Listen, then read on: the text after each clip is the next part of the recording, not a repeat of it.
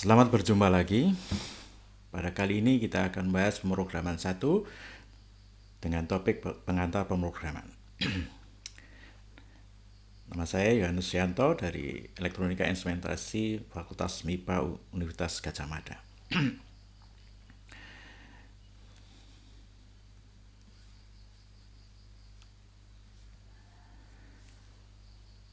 Tujuan dari topik ini adalah yang pertama, bisa menjelaskan komponen dan operasi komputer, mendiskusikan langkah-langkah yang terlibat dalam proses pemrograman, kemudian menggunakan pernyataan pseudocode dan simbol diagram alir atau flowchart. Berikutnya, menggunakan dan memberi nama variabel dan konstanta. Berikutnya, menjelaskan tipe data dan mendeklarasi variabel. Bagaimana teknik mengakhiri program dengan menggunakan Sentinel dibahas pada topik berikutnya. Dan yang terakhir sebagai gambaran evolusi teknik pemrograman yang berkembang sampai saat ini. Komponen dan operasi komputer. Komponen komputer ada perangkat keras yang terdiri atas perangkat atau equipment yang terkait dengan komputer. Perangkat keras ini biasanya terlihat secara fisik.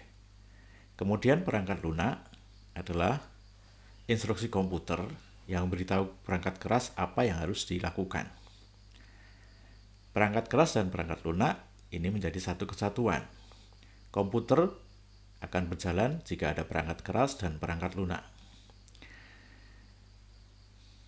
Perangkat lunak, sering juga disebut program, adalah kumpulan instruksi yang ditulis oleh pemrogram. Supaya program bisa berjalan, maka dibutuhkan data. Data itu dimasukkan dengan cara input. Untuk memasukkan data, maka diperlukan perangkat keras yang dapat melakukan operasi input, yaitu keyboard, mouse. Itu adalah dua perangkat keras sebagai input yang populer. Selain itu masih banyak lagi. Ada touchpad untuk yang laptop, kemudian ada touchscreen untuk laptop sebagian, dan juga yang selalu saudara pakai adalah gadget ataupun gawai, karena biasanya mereka menggunakan touchscreen. Processing. Data yang masuk sebagai input kemudian perlu diproses, dan proses itu dilakukan di dalam komputer. Proses data yang masuk melibatkan pengorganisasian, pemeriksaan keakuratan, kemudian operasi matematika pada data tersebut. Perangkat keras yang melakukan tugas ini adalah CPU, Central Processing Unit atau unit pemrosesan pusat. CPU ini berbeda dengan pengertian sehari-hari mengenai CPU yang biasanya orang menyebut CPU itu adalah kotak CPU yang besar. Nah, yang lebih tepat adalah CPU ini adalah IC atau keping elektronik yang ada di dalam kotak CPU. Dan biasanya ditempatkan dalam motherboard dan terlihat sebagai bentuk bujur sangkar kalau sekarang. Kalau dulu bentuknya persegi panjang. Nah, CPU ini adalah otak dari komputer. Dan biasanya karena bekerja keras kemudian panas, maka kemudian diberi pendingin. Keluaran. Setelah diproses, data bisa dikeluarkan untuk bisa dinikmati oleh pengguna komputer. Keluaran ini akan mengirim informasi yang dihasilkan dari proses, bisa ke printer, bisa ke monitor, kemudian bisa juga ke bentuk lain, misalnya suara, bisa juga dalam bentuk cahaya atau dalam bentuk gerakan atau yang lain. Instruksi komputer ditulis dalam bahasa pemrograman. Setiap bahasa program menggunakan perangkat lunak untuk menerjemahkan pernyataan bahasa program tersebut ke dalam bahasa mesin. Bahasa mesin hanya mengenal on dan off. Bahasa mesin disimbolkan dalam 0 dan 1. Bahasa mesin juga disebut bentuk biner atau binary. Hanya mengenal 0 dan 1, sehingga untuk menulis program dalam bahasa mesin maka kita hanya diperbolehkan menulis angka 0 dan 1. Dan itu sangat menyulitkan bagi manusia, sehingga kemudian orang membuat penerjemah dari bahasa pemrograman yang levelnya lebih tinggi ke dalam bahasa mesin. Perangkat lunak penerjemah ini disebut compiler atau interpreter. Itu adalah dua jenis penerjemah yang berbeda, namun tujuannya sama, yaitu menghasilkan bahasa mesin untuk bisa dikerjakan oleh komputer.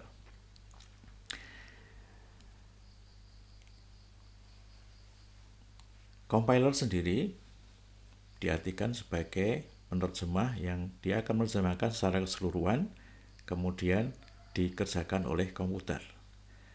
Sedangkan interpreter itu akan diterjemahkan sebagian per sebagian, atau lebih tepatnya adalah per instruksi.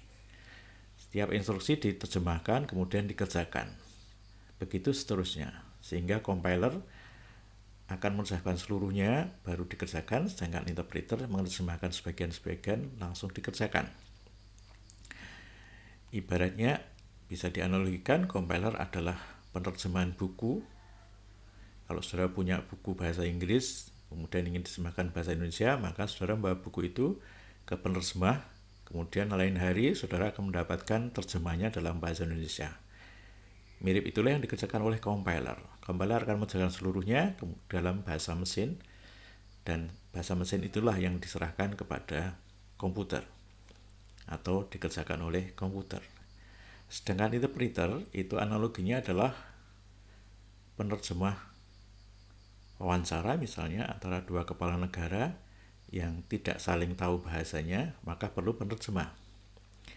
Nah, penerjemah negara A akan menerjemahkan bahasa dari negara A kemudian ke negara B.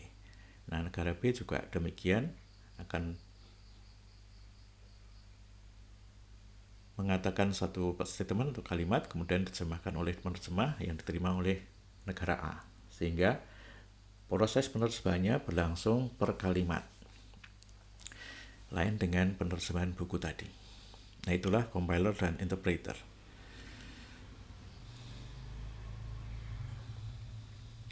Nah, program dijalankan, maka artinya program itu dieksekusi. Dieksekusi artinya dijalankan oleh komputer. Sebuah program bebas dari kesalahan sintaks dapat dijalankan, tapi mungkin tidak memberikan hasil yang benar. Bebas dari kesalahan sintaks artinya menulisnya sudah benar, namun logikanya bisa salah. Agar program dapat bekerja dengan baik, maka pemrogram harus memberikan instruksi komputer dalam urutan tertentu yang disebut logika. Nah, logika ini kalau benar maka hasilnya akan sesuai dengan yang diharapkan. Namun kalau logikanya salah bisa berakibat hasilnya berbeda. Nah, kesalahan sintaks bisa dideteksi dengan mudah karena compiler atau interpreter akan beritahu kesalahannya di mana. Namun, untuk logic error atau kesalahan logika, maka kesalahan ini tidak bisa ditunjukkan oleh compiler atau interpreter. Biasanya diketahui dari hasilnya yang tidak sesuai dengan yang direncanakan. Maka kemudian dilakukan penelusuran di mana ada kesalahan. Kemudian ada lagi semantic error atau error secara semantik. Pernyataannya benar, tetapi tidak masuk akal atau tidak masuk dalam konteks yang dikerjakan pada saat itu. Maka disebut semantic error. Nah, semantic error ini lebih sulit lagi untuk diketahui karena harus tahu betul masalahnya, kemudian penerjemahannya ke logika harus benar. Untuk menggunakan program komputer, program harus dimuat terlebih dahulu dalam memori komputer. Program yang ada dalam disk belum bisa dijalankan sebelum bisa dimasukkan dalam komputer. Maka proses pemasukan program ke dalam komputer itu sering disebut pemuatan atau loading. Nah, tempat untuk menyimpan program di dalam komputer namanya memori. Memori ini adalah penyimpanan internal di komputer. Maka karena dia merupakan bentuk utama dari memori, kemudian disebut sebagai main memory. Karena sifatnya kemudian sering juga disebut sebagai random access memory. Karena bisa diakses dari di mana saja, di posisi mana saja. Maka disebut random access sifatnya, tetapi dari pokoknya dia akan sebagai main memory. Nah, proses pemrograman. Programmer adalah orang yang membuat program. Untuk dapat membuat program, maka perlu dilakukan beberapa langkah pengembangan. Yang pertama, memahami masalah. Kemudian, setelah tahu masalahnya, merencanakan solusi secara logis. Berikutnya, menulis program. Dari program yang ada, kemudian dilakukan penerjemahan, yaitu menggunakan kompilator atau compiler atau interpreter untuk menerjemahkan program ke dalam bahasa mesin. Setelah itu, menguji coba program. Setelah lolos dari uji coba program, maka kemudian program itu bisa digunakan. Nah, yang terakhir adalah memelihara program. Program yang sudah bisa dipakai atau digunakan, kadangkala perlu perbaikan, kadangkala perlu revisi, maka ada langkah pemeliharaan program. Nah, proses pemeliharaan program akan kembali kepada pemahaman masalah, kemudian merencanakan solusi logis, dan seterusnya sampai pemeliharaan lagi. Sehingga ini adalah bentuk yang melingkar.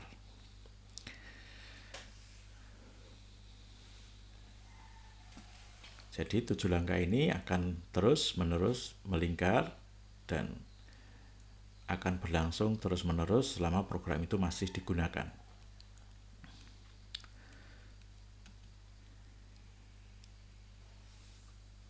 Tentang pemahaman masalah, pemrogram menulis program untuk memenuhi kebutuhan orang lain, sehingga pemrogram perlu memahami apa yang dimaksud orang lain tersebut. Maka diperlukan pemahaman masalah. Nah, pemrogram harus benar-benar memahami masalahnya sehingga diketahui masalahnya bagaimana sehingga dapat melakukan langkah solusinya. Pada pekerjaan apapun, deskripsi tentang apa yang dibutuhkan pengguna mungkin tidak jelas, atau pengguna mungkin tidak benar-benar tahu apa yang mereka inginkan. Maka kemudian dimunculkan suatu prototipe, sehingga kemudian dalam prototipe tersebut sudah kelihatan bentuknya. Si calon pengguna akan memberi saran ataupun kritikan, kemudian pemrogram akan mengusulkan bentuk yang lain.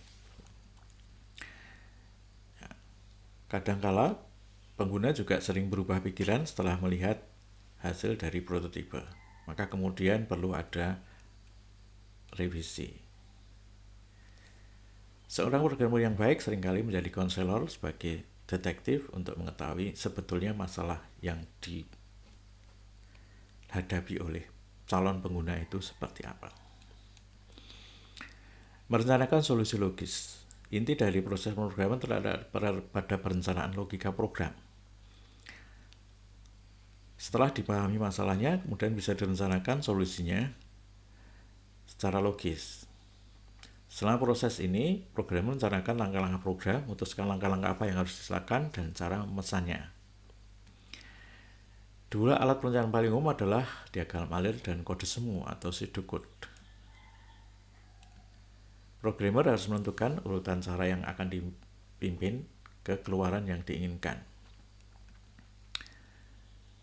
Logika perencanaan program meliputi berpikir secara hati-hati tentang semua kemungkinan nilai, kemudian bagaimana Anda ingin menangani program setiap skenario, dan proses penulisan di atas dilakukan bisa di atas kertas, kemudian Anda melakukan desk checking. Desk checking adalah penelusuran di kertas sehingga belum ditulis programnya, tapi kemudian sudah ditelusuri kira-kira alurnya dan kira-kira logikanya sudah benar atau sesuai dengan yang direncanakan. Nah, setelah perencanaan selesai, kemudian program ditulis.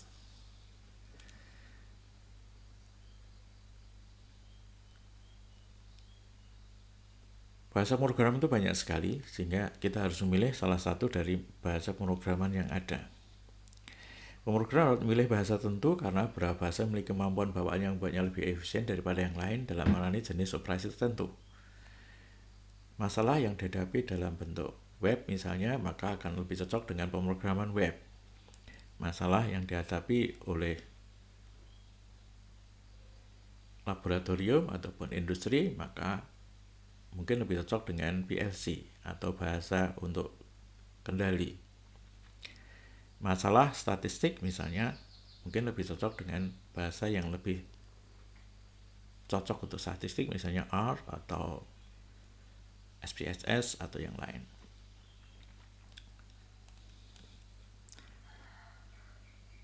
Nah, meskipun banyak bahasa pemrograman, namun masing-masing komputer hanya mengetahui satu bahasa, yaitu bahasa mesin.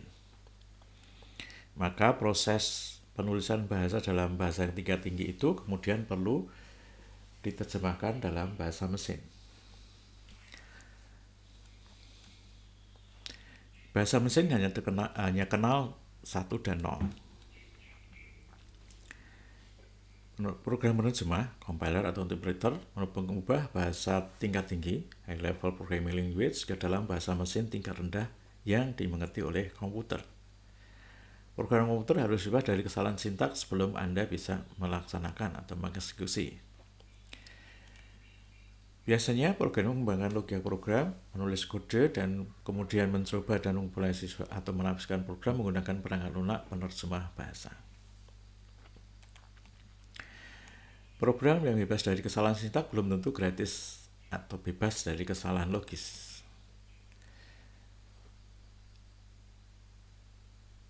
Memilih data pengujian adalah suatu seni tersendiri dan itu harus dilakukan dengan hati-hati. Kita tidak mungkin mencoba seluruh kemungkinan data, tetapi kita bisa mengambil beberapa perwakilan data yang diharapkan mewakili kasus yang akan terjadi. Contoh untuk data yang misalnya data bilangan bulat, maka kita bisa mengecek apakah bisa menangani bilangan 0, apakah bisa menangani bilangan besar, apakah bisa menangani bilangan positif, apakah bisa menangani bilangan negatif. Nah, itu contoh-contoh pengambilan data untuk diuji. Contoh lain misalnya untuk data tanggal lahir. Tanggal lahir itu akan memuat tanggal, bulan, dan tahun. Apakah tanggal bisa menerima tanggal yang 0 semua? Apakah bisa menerima tanggal yang tidak ada dalam kalender? Misalnya 30 Februari. Apakah bisa menerima tanggal yang negatif?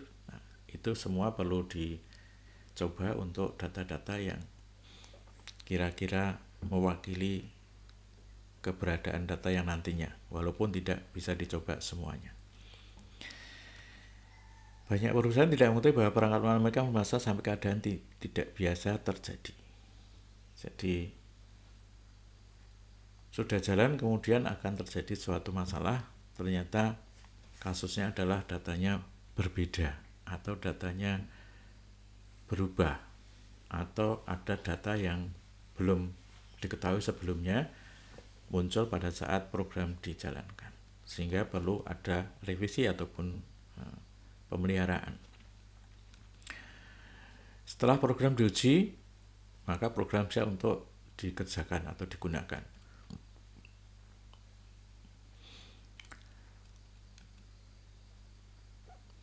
Proses penggunaan program ini bisa memakan waktu berbulan jika program akan dijalankan secara teratur. Misalnya proses program untuk sistem informasi akademik akan diuji coba dulu misalnya dalam 2 semester, kemudian baru bisa dipakai secara terus-menerus atau secara luas. Konversi. Seluruh rangkaian tindakan yang harus dilakukan organisasi untuk beralih menggunakan program baru atau sekumpulan program bisa terkadang butuh waktu berbulan atau bertahun-tahun untuk mencapainya. Di UGM pernah menggunakan SIA yang berbagai variasi.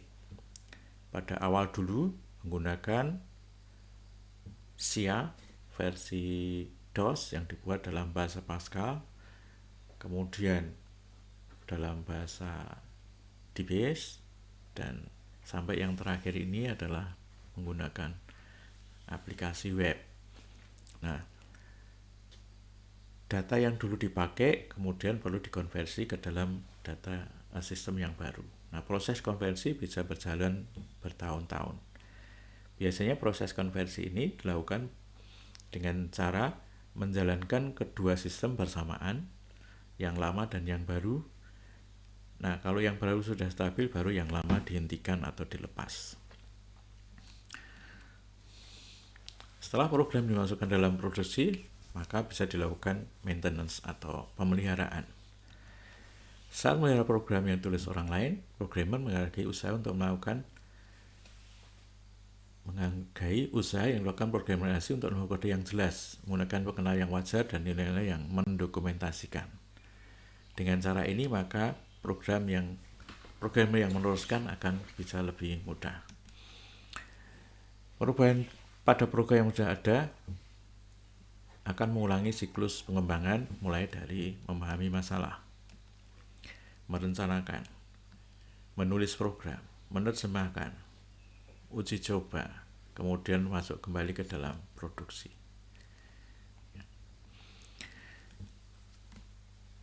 Pseudocode adalah salah satu alat untuk merencanakan logika program. Pseudocode ini adalah representasi logika yang mirip bahasa Inggris karena biasanya ditulis oleh orang-orang yang berbahasa Inggris. Contohnya adalah pseudocode untuk program yang menggandakan bilangan. Bentuknya seperti ini, mulai dari start, kemudian diakhiri dengan stop. Nah, di dalamnya ada kalimat-kalimat atau pernyataan yang bisa dipahami sebagai proses. Input original number. Ini berarti adalah proses input untuk memasukkan original number. Kemudian compute. Ini secara bahasa Inggris berarti kita terjemahkan sebagai hitung. Calculated answer as original number times 2. Nah, berarti di sini akan dihitung calculated answer itu sebagai original number yang tadi dimasukkan dikalikan dengan 2. Kemudian output, ini berarti mengeluarkan atau menampilkan nilai dari calculated answer.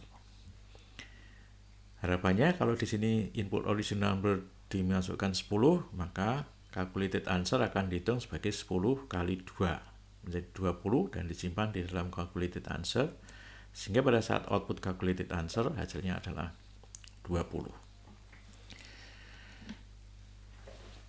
Nah, flowchart itu adalah bentuk lain untuk menggambarkan logika pemrograman. Kalau pseudocode dalam bentuk kalimat, kalau flowchart atau diagram alir itu dalam bentuk diagram. Simbol yang sering dipakai adalah ini. Simbol dalam bentuk jajaran genjang itu bermakna dua, yaitu bisa input, bisa output. Kemudian bentuk persegi panjang atau kotak ini adalah proses.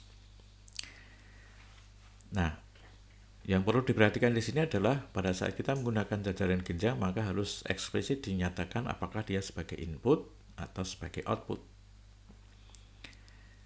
Sedangkan kalau kita menggunakan persegi panjang di sini, ini sudah menunjukkan proses, jadi tidak perlu ditulis proses compute calculate answer, tapi langsung compute saja.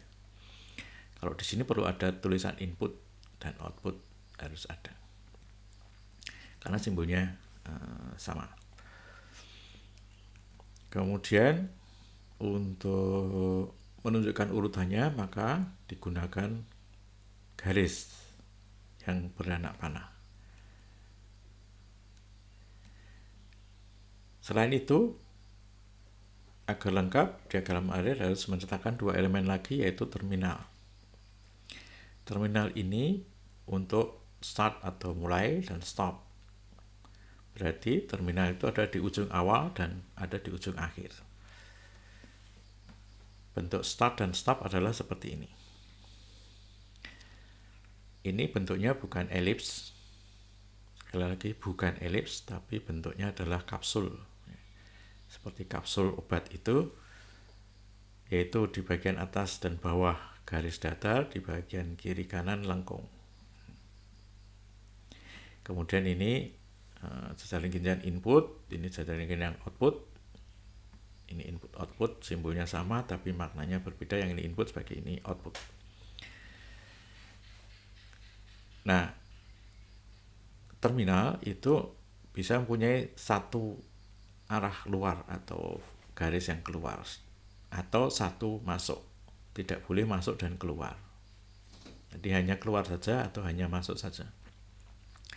Namun untuk input output itu mempunyai dua, masuk dan keluar.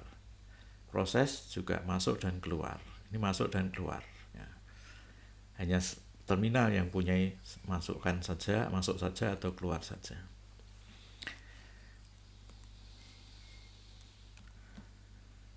Kemudian ini bentuk perulangan.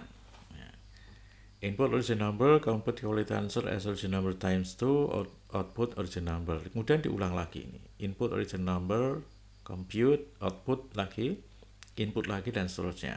Nah, ini kalau dikerjakan selama 10.000, nah itu akan menjadi panjang sekali. Padahal sebetulnya adalah bentuk perulangan, sehingga akan lebih mudah ditulis dalam bentuk perulangan.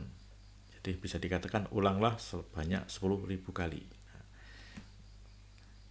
maka perlu ditulis dalam bentuk perulangan.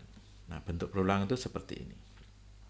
Jadi kita hanya menulis sekali, tapi kemudian kembali ke sini menjadi berulang. Maka di sini akan terjadi perulangan seperti ini. Nah, cuma di sini perulangan ini akan terjadi terus-menerus, tidak berhenti. Nah, tidak berhenti karena input, compute, output lagi, input lagi, compute, output lagi, dan seterusnya. Ini tidak berhenti. Nah, biasanya ini tidak diinginkan di pemrograman yang umum, walaupun nanti di dalam pemrograman kendali ini memang diperlukan seperti ini. Jadi secara umum atau biasanya ini tidak dilakukan.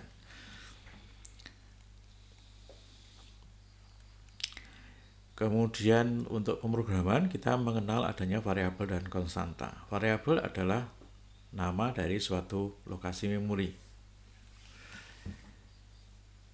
Nama variabel sering juga disebut identifier.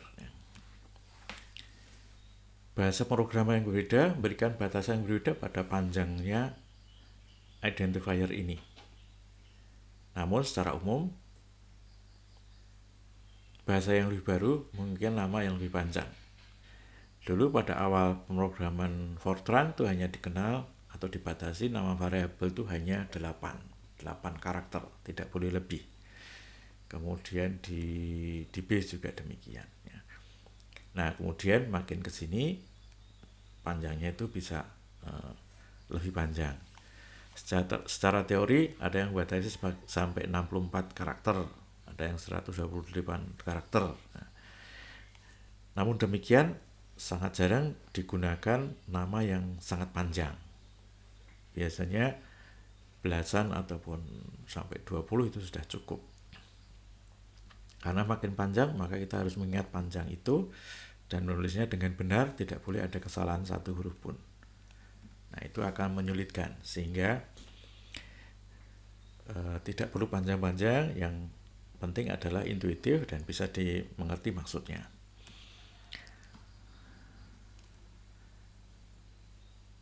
Setiap bahasa memiliki aturan sendiri untuk menamai variabel, namun secara umum ada aturan yang bisa diterima oleh semua bahasa.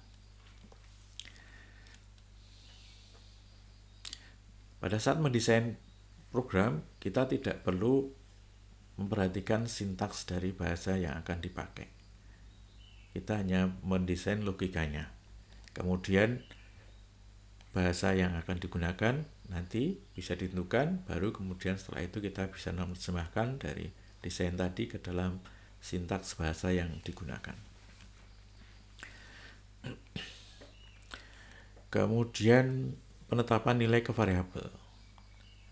Variabel itu adalah menyimpan nilai, maka nilai perlu diisikan. Cara mengisikannya adalah dengan memberi tanda assignment atau pernyataan tugas atau pengisian. Nah, yang biasa dipakai adalah tanda sama dengan. Walaupun tidak semua bahasa menggunakan tanda sama dengan. Ada yang menggunakan titik dua sama dengan, ada yang menggunakan panah kiri, di panah ke kiri, ada juga yang titik dua sama dengan. Tapi untuk yang umum adalah sama dengan ini. Jadi ini dibaca calculated answer diisi dengan nilai original number dikalikan 2. Jadi tidak dibaca sama dengan, tapi diisi dengan. Karena ini bukan pembandingan, tapi pengisian nilai.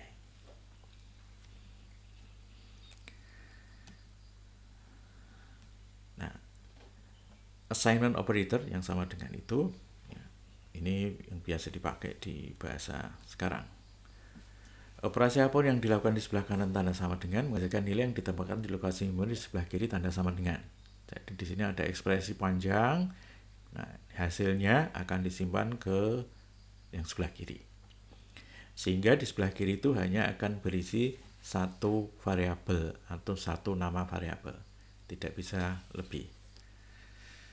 Nah, seperti ini, maka nilai variabel calculated answer diisi oleh original number dikalikan dengan 2.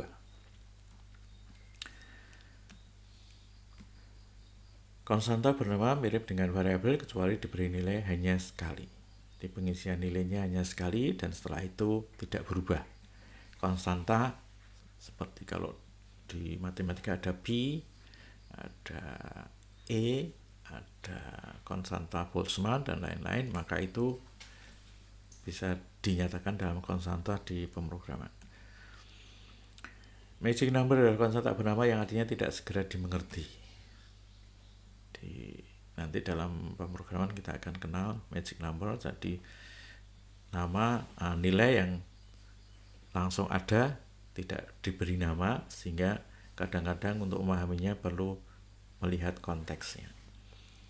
Nah, harapannya kita tidak menggunakan magic number, tapi menggunakan konstanta bernama.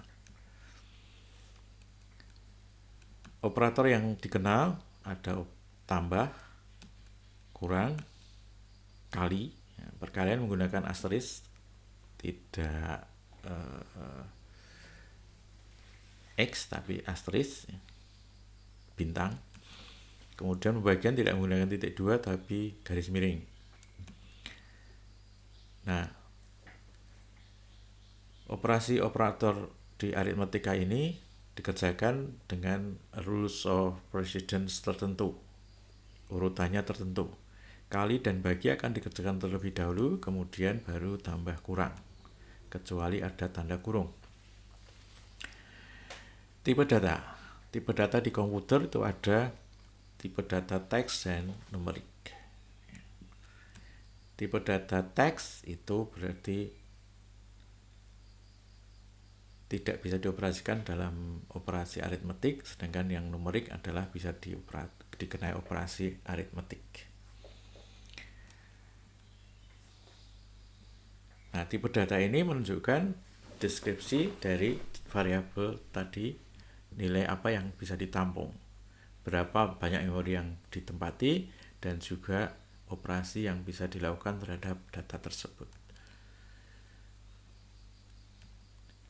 Numerik itu berarti dapat dioperasikan secara aritmetik, kemudian string atau teks, maka itu akan menampung huruf-huruf atau karakter-karakter seperti dalam tulisan yang sering kita gunakan. Mendeklarasikan variabel artinya beritahu bahwa jenis variabel apa yang akan disimpan di dalam variabel tersebut. Nah, dua kelompok yaitu numerik dan teks atau string diharapkan bisa mewakili banyak operasi di dalam komputer tersebut. Variabel harus selalu didirikan sebelum pertama kali digunakan dalam sebuah program.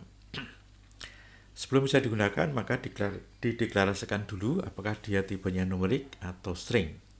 Untuk kasus ini ya, hanya dikenal dua tipe data. Walaupun dalam praktek nanti, tergantung dari bahasanya, maka kita bisa menggunakan numerik yang kemudian dipecah menjadi beberapa tipe data yang lain, teks kemudian yang dipecah dalam beberapa tipe data yang lain. Ya. Tapi dua kelompok itu sudah bisa mewakili untuk tipe data yang dikenai aritmetik atau yang tidak. Nah, supaya bisa digunakan maka harus dideklarasikan terlebih dahulu. Setelah variabel didirikan, kemudian diberikan nilai dengan cara assignment atau sama dengan tadi. Nah, kemudian baru dilakukan operasinya. Inisialisasi adalah pengisian pertama kali nilai variabel. Contohnya adalah seperti ini. Heading itu adalah bertipe string, kemudian diisi dengan laporan karyawan. Count of employees itu adalah numerik dan diinisialisasi dengan nilai 0. Infinite loop adalah seperti yang flowchart tadi,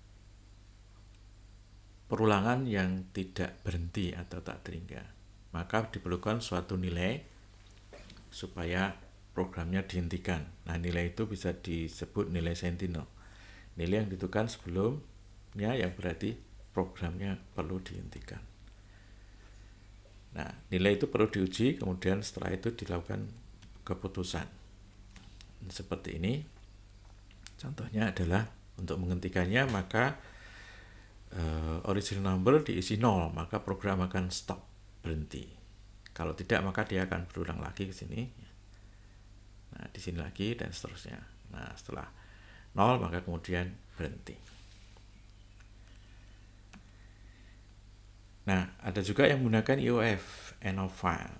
End of file itu adalah menggambarkan bahwa datanya sudah habis, sudah pada ujung akhir file atau akhir dari berkas, maka programnya datanya sudah habis dan programnya bisa berhenti dari loopnya, loop yang membaca data dari berkas. Baik, evolusi teknik pemrograman. Jadi orang sudah menulis program itu sejak tahun 1940-an. Pada saat itu komputer yang digunakan adalah komputer besar dalam arti fisik besar ya. Tapi kemampuannya mungkin dengan komputer sekarang adalah jauh kapasitas maupun kecepatannya. Bahasa pemrograman tertua yang mengharuskan program untuk bekerja dengan alat memori dan menghafal kode rumit terkait dengan bahasa mesin. Jadi dulu hanya dikenal bahasa mesin, maka orang programnya adalah dengan mengisi 0101 dan itu sangat rumit ya. Maka kemudian orang berusaha untuk membuat bahasa pemrograman yang lebih baru, yang lebih natural dan bisa mudah digunakan oleh pemrogram. Maka muncullah bahasa tingkat tinggi. Bahasa tingkat tinggi yang ada misalnya sekarang ada C++, ada Python, ada PHP. PHP kalau orang luar, kalau orang Indonesia kita sebut PHP saja gitu ya. Kemudian ada Perl, ada Prolo, ada Ruby, ada Haskell, dan banyak lagi ya. Java, JavaScript, banyak ya. Nah, nanti kita dalam mata kuliah ini akan memakai bahasa C++. Dua teknik pemrograman yang utama, procedural programming, adalah berfokus pada tindakan yang dilakukan.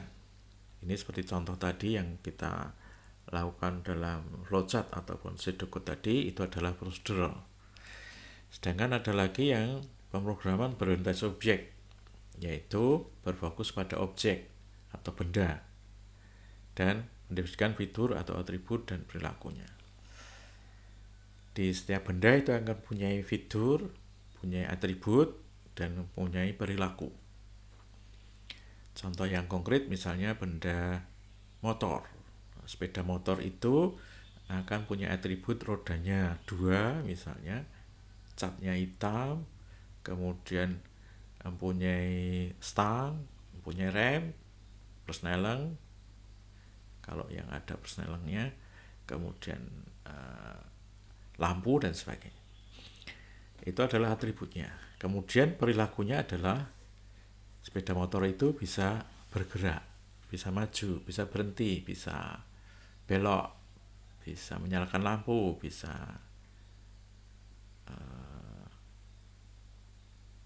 menghentikan mesin misalnya, bisa banyak gembos dan sebagainya. Nah, itu bisa perilaku-perilaku yang bisa dilakukan oleh objek. Contoh simpel lain misalnya spidol. Spidol itu adalah mempunyai ukuran panjangnya berapa, 15 cm misalnya, kemudian diameternya 1 cm, warnanya putih, kemudian ada tutupnya biru, ada tintanya, warnanya biru. Nah, itu adalah atribut. Nah, kemudian perilakunya bagaimana? Nah, perilakunya adalah bisa digunakan untuk menulis, bisa meninggalkan bekas, bisa habis, bisa rusak. Nah, itu berarti itu adalah perilakunya. Nah, baik, di pertemuan ini bisa kita lihat ringkasannya. Perangkat keras dan programmer adalah dua komponen utama dari semua komputer. Dan programmer adalah membuat program, dan pada saat membuat program itu bisa dipecah menjadi 7 langkah, yaitu mulai dari memahami masalah sampai dengan pemeliharaan. Pseudocode dan diagram alir digunakan untuk menjalankan logika program dalam menyelesaikan masalah. Variabel relokasi memori yang diberi nama yang isinya dapat variasi. Bervariasi di sini artinya bisa diisi nilai dengan beberapa kemungkinan yang sesuai dengan tipe datanya. Dua teknik atau paradigma utama pemrograman yaitu prosedural, mengutamakan atau fokus pada prosedurnya, langkah-langkahnya, sedangkan program berorientasi objek itu fokus pada objek yang punya atribut dan perilaku. Baik, demikian untuk topik kali ini. Semoga bermanfaat dan sampai ketemu lagi pada video berikutnya. Terima kasih atas perhatiannya.